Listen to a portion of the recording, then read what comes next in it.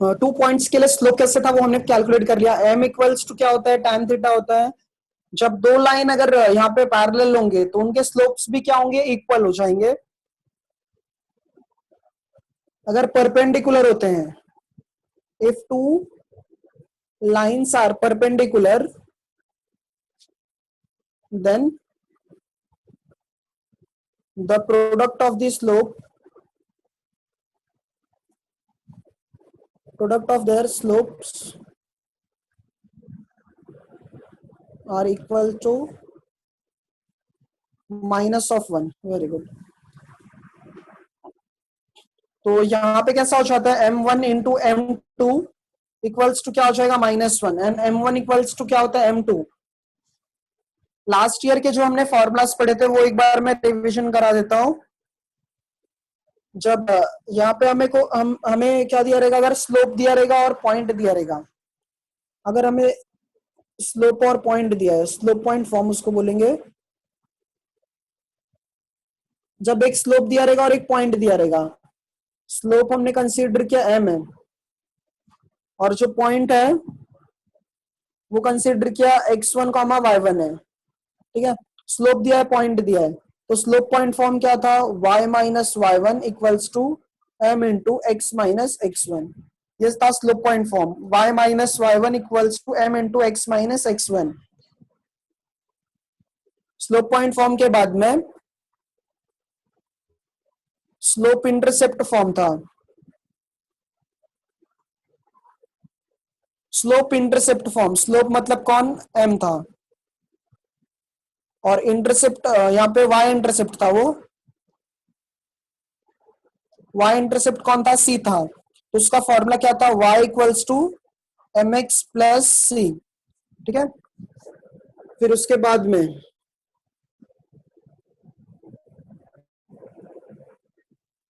Equation of a line passing through the origin, passing through the origin। अब कैसे था, यहाँ पे अगर कोई लाइन ओरिजिन से पास हो रहा है तो उसके लिए इक्वेशन था y इक्वल्स टू mx, क्योंकि उसका कोऑर्डिनेट जो होता है वो क्या होता है, 0 होता है। तो ये लाइन पासिंग थ्रू दी क्या है, ओरिजिन है।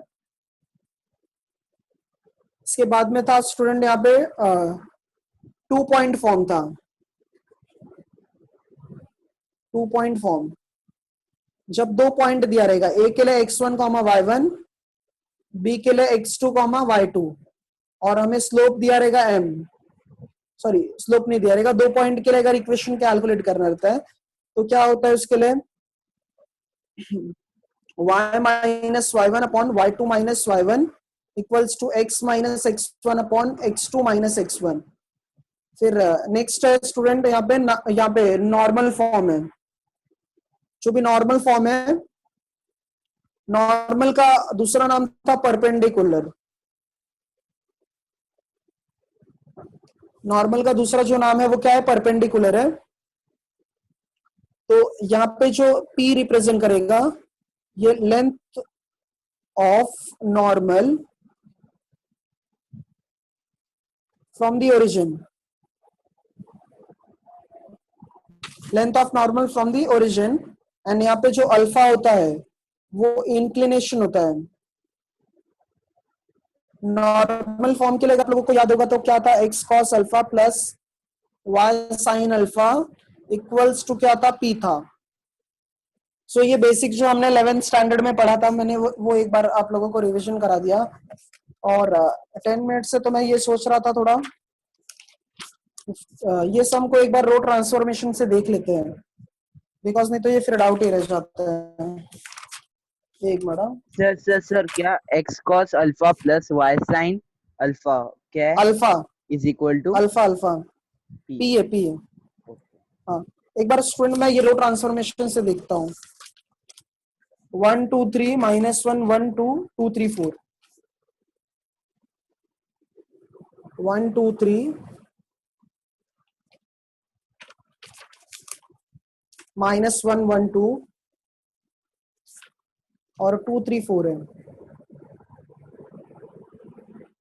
इक्वल्स टू हमने कंसिडर किया ए है। अच्छा, तो ये रो ट्रांसफॉर्मेशन से अगर करोगे तो यहाँ पे कैसे, ये जो फर्स्ट वाला नंबर है इसको जीरो में कन्वर्ट करना है, 2 को जीरो में कन्वर्ट करना है, तो ये क्या लिखोगे, R2 implies R2 minus 2R1। तो यहाँ पे सिर्फ R2 चेंज होगा, R1 R3 सेम वैसे लिखो, 1 माइनस 1 2, यहाँ पे क्या हो जाएगा 3 2 4, R2 माइनस 2R1। R1 को 2 से मल्टीप्लाई करके फिर माइनस करना है, तो 1 को 2 से मल्टीप्लाई करोगे तो क्या आएगा 2, 2 माइनस 2 कितना हो जाएगा 0, माइनस 1 को 2 से मल्टीप्लाई करो कितना हो जाएगा minus of 3, minus 3 sorry sorry sorry sorry minus 2 into R1, तो ये माइनस 2 इंटू R1 कितना हो जाएगा प्लस 2 हो जाएगा, और यहाँ पे एक 1 है तो ये कितना हो जाएगा 3 हो जाएगा। लास्ट 1 के लिए ये 2 इंटू 2 कितना हो जाएगा 4, तो 3 माइनस 4 कितना हो जाएगा माइनस ऑफ 1, ठीक है। अब नेक्स्ट हमें इसको जीरो कन्वर्ट करना है 3 को, तो ये कहां पे है, थर्ड रो में है, तो R3 implies R3 minus 3R1, ठीक है। तो यहाँ पे ये क्या हो जाएगा, R3 चेंज हो रहा है, R1 R2 वैसे 1 माइनस 1 2, ये 0 3 माइनस 1। अच्छा, R1 को 3 से मल्टीप्लाई करना है, तो 3 इंटू 3 सॉरी 3 इंटू 1 कितना हो जाएगा 3, और 3 माइनस 3 कितना हो जाएगा 0, तो ये प्लस 3 हो जाएगा, और यहाँ पे कितना है 2 है, तो ये कितना हो जाएगा 5, ठीक है। और ये 2 इंटू 3 कितना होगा 6, माइनस 6, 4 माइनस 6 कितना हो जाएगा माइनस 2। अब हमें किसको जीरो कन्वर्ट करना है, इसको जीरो कन्वर्ट करना है, इसको 5 को, तो हम लोग देखो क्या करेंगे ना, ये जो 5 है ये पे है थर्ड रो में है, तो R3 इंप्लाइज R3 माइनस, मैंने बताया कि अगर हमने थर्ड रो को चेंज करना होगा, थर्ड सेकंड कॉलम में चेंज कर रहे हैं कुछ भी, तो हमें कौन सा सेकंड रो लेना होगा, सेकंड रो लेना होगा, तो यहाँ पे R3, अब यहाँ पे 1 है क्या, ये 1 नहीं है, तो हम लोग एक काम कर सकते हैं, R3 कौन है 5 है, ठीक है, R3 कौन है 5 है, तो 5 माइनस 5 आएगा तभी 0 आएगा, बट हमें क्या कंसीडर करना पड़ेगा, R2 भी कंसीडर करना पड़ेगा, इसलिए हम लोग यहाँ पे R2 मल्टीप्लाई एंड डिवाइड कर सकते हैं। इसका मतलब इसको कैसे लिखोगे, R3 वैसे ही है, R3 माइनस ये कितना हो जाएगा यहाँ पे 5/3 R2, क्योंकि वैल्यूज पुट करो इसमें, R3 कौन है 5 है, तो 5 माइनस 5/3, R2 कितना है 3 है, तो 3 3 कैंसिल होके 5 माइनस 5 कितना हो जाएगा, ये 0 हो जाएगा। सर नहीं समझा।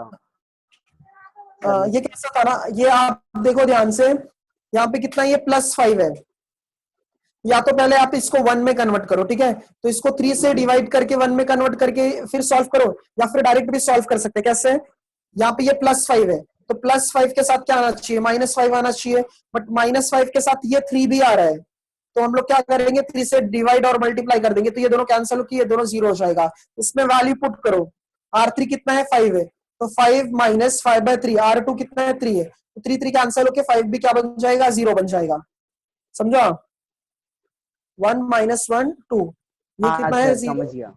हाँ 0 3 माइनस 1, ये तो 0 है, ये भी 0 हो जाएगा। अच्छा, ये कितना होगा -2 माइनस 5/3, R2 कितना है -1 है, तो ये क्या हो जाएगा -2 प्लस 5/3, क्रॉस मल्टीप्लाई करो -6 प्लस 5/3 मतलब -1/3।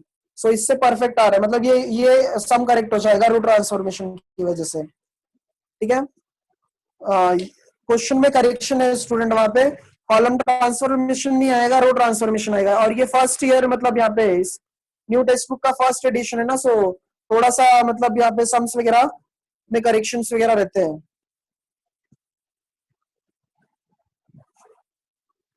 रिपीट करूं, 1 मिनट रुको, हाँ पीछे है ना स्टूडेंट, यहाँ पे ऑप्शन में मतलब जो हमारा आंसर है ना उसमें ये यहाँ तक पूरा करेक्ट है, सिर्फ यहाँ पे ना वहां पे करेक्शन है 17/3 दिया है वहां पे, तो पीछे आप लोग करेक्ट कर लीजिएगा, बिकॉज इतना तो हमारा करेक्ट है, मतलब रो ट्रांसफॉर्मेशन ही यूज किया है वहां पे, सो पीछे आप लोग वो करेक्ट कर लेना। हाँ ये मैं रिपीट कर देता हूँ, कैसे 2 को किस में कन्वर्ट करना था, 0 में कन्वर्ट करना था, तो ये 2 कहाँ पे है सेकेंड में है, तो R2 +2 का अपोजिट क्या होगा -2, तो -2 ये फर्स्ट कॉलम में, इसलिए यहाँ पे क्या आएगा फर्स्ट रो आ जाएगा। तो ये कंडीशन से सेकेंड रो में एक 0 आ गया, ठीक है, अपर ट्राइंगुलर के लिए। नेक्स्ट वन किसको 3 को 0 कन्वर्ट करना था। ये जो फर्स्ट कॉलम है ये 3 है ना, यहाँ पे ये 3 कहाँ पे है थर्ड रो में है, तो थर्ड रो को लिखा, थर्ड रो इंप्लाइज मतलब R3 इंप्लाइज R3 +3 का अपोजिट क्या होगा -3, तो -3। अच्छा फर्स्ट कॉलम के लिए क्या आता है फर्स्ट रो आता है, यहाँ पे R1 आ जाएगा, ठीक है। नेक्स्ट वन, अब ये 5 को 0 में कन्वर्ट करना था, ये 5 कहाँ पे है R3 पे है, तो R3 इंप्लाइज R3, तो 5 के लिए क्या लिखेंगे -5 लिखेंगे, ठीक है।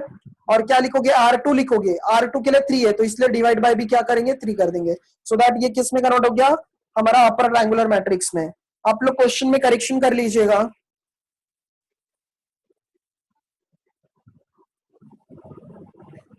हाँ वो रॉन्ग है शुभम, 4C1 + C3 वो रॉन्ग हो जाएगा, क्योंकि C3 + 4C1 लिख सकते हो, ठीक है। ऐसे डायरेक्ट हम लोग कोई भी नंबर अरेंज नहीं कर सकते वहां पे, क्योंकि दोनों साइड में चाहिए रहता है, ठीक है।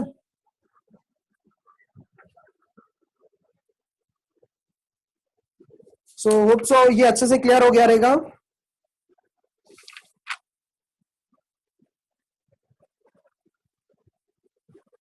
आइडेंटिटी में कन्वर्ट नहीं करना है, हमें क्या करना था अपर ट्रायंगुलर मैट्रिक्स में कन्वर्ट करना था, अपर ट्रायंगुलर मैट्रिक्स में कन्वर्ट करना था बाय, यहाँ पे मैं लिख देता हूँ रो ट्रांसफॉर्मेशन ना, ये कैंसिल कर दे रहा हूं मैं, हाँ।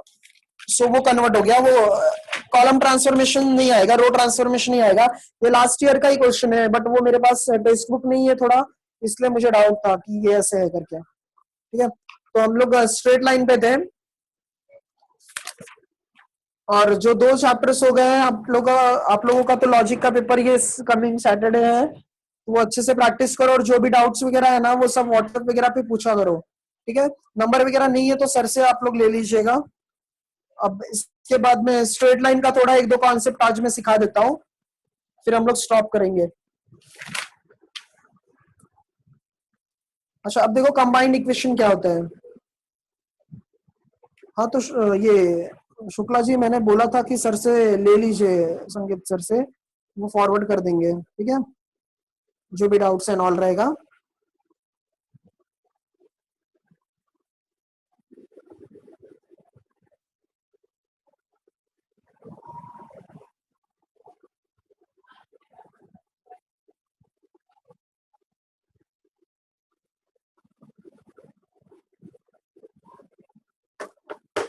तो यहाँ पे फर्स्ट टॉपिक है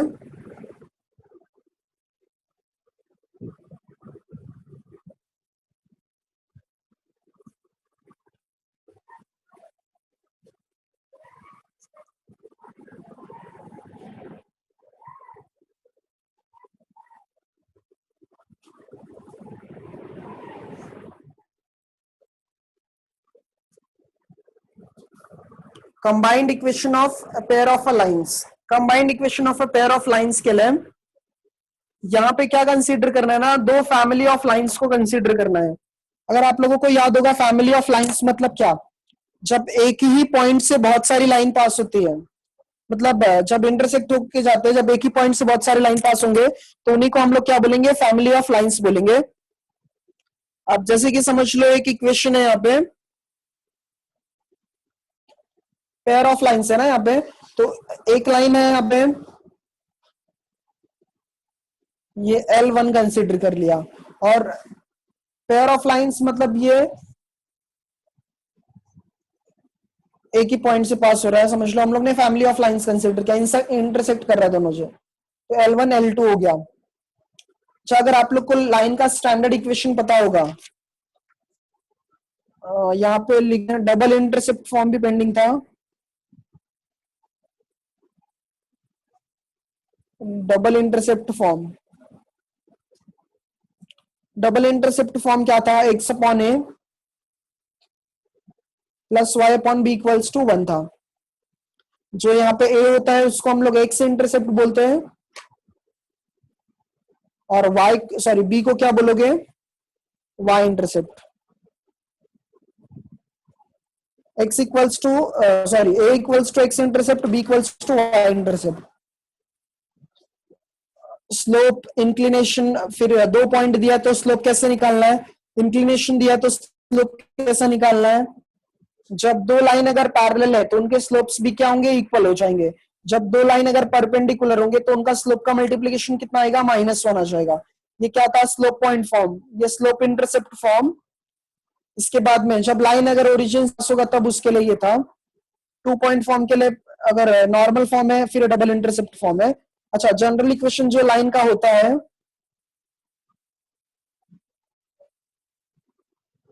general equation of a line,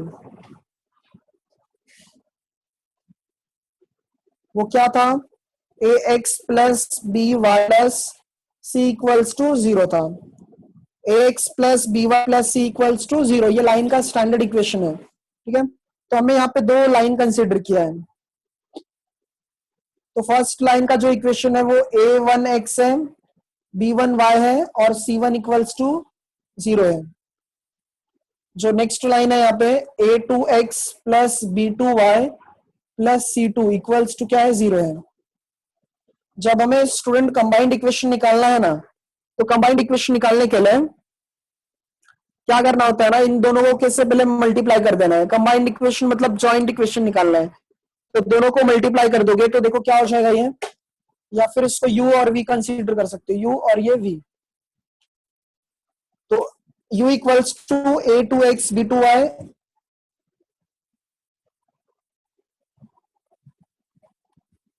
पहले हमने दो लाइन कंसीडर किया, फिर इसके बाद में इक्वेशंस कंसीडर कर लिया। अब अगर जॉइंट इक्वेशन या कंबाइंड इक्वेशन निकालना है तो u इंटू वी मल्टीप्लाई करना होता है, u इंटू वी।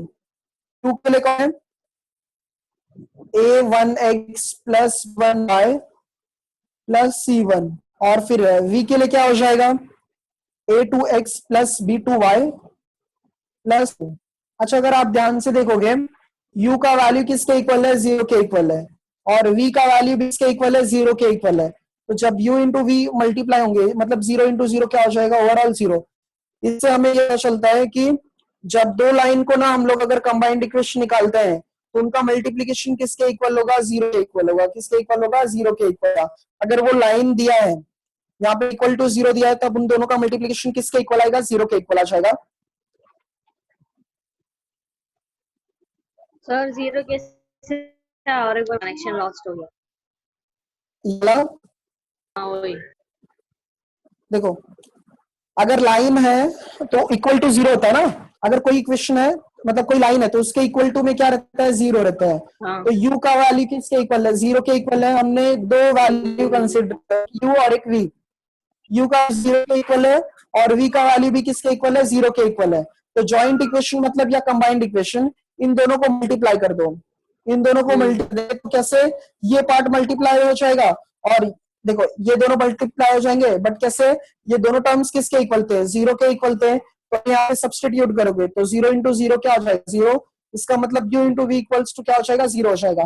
इसके क्वेश्चंस कैसे दिए रहते हैं ना, अब जैसे यहाँ पे पूछा रहेगा फाइंड जॉइंट इक्वेशन, फाइंड क्या करना है, जॉइंट इक्वेशन। ये दो मार्क्स के लिए क्वेश्चन है, जॉइंट इक्वेशन फाइंड करना है। हाँ सर, आप इसको सिंप्लीफाई करके भी इक्वल टू 0 लिख सकते हो। अगर हमें जॉइंट इक्वेशन निकालना है तो कैसा हो जाएगा ना, अगर समझ लो एक सम दिया है -2 = 0 है, x - 2 = 0 एंड y + 2 = 0 दिया है। जॉइंट इक्वेशन 2 मार्क्स के लिए आता है। फाइंड क्या बोला है, joint equation x - 2 = 0 and y + 2 = 0। Joint equation मतलब लेफ्ट हैंड साइड को लेफ्ट हैंड साइड के साथ मल्टीप्लाई करना है और राइट हैंड साइड को राइट हैंड साइड के साथ मल्टीप्लाई करना है।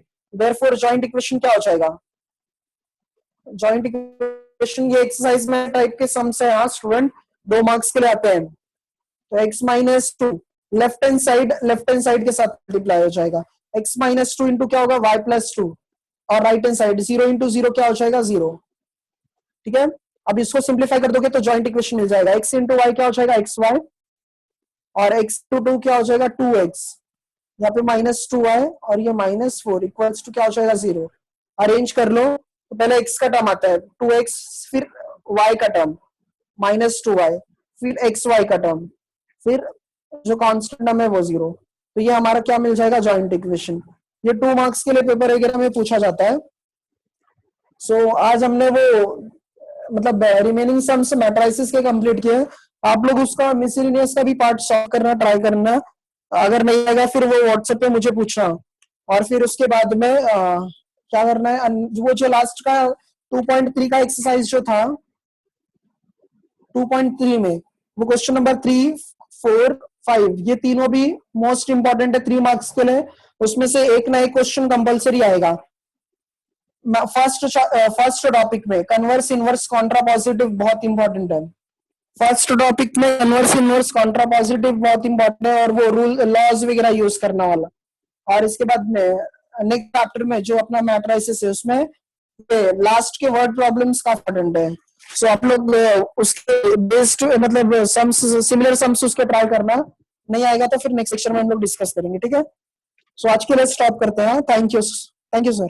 Okay, so everybody please learn whatever sir has taught you, because the test will be on Saturday. And we'll be 12:30 now for the next session. आप पलट देती है I'll provide Shailesh sir's number on the group. कितने बोला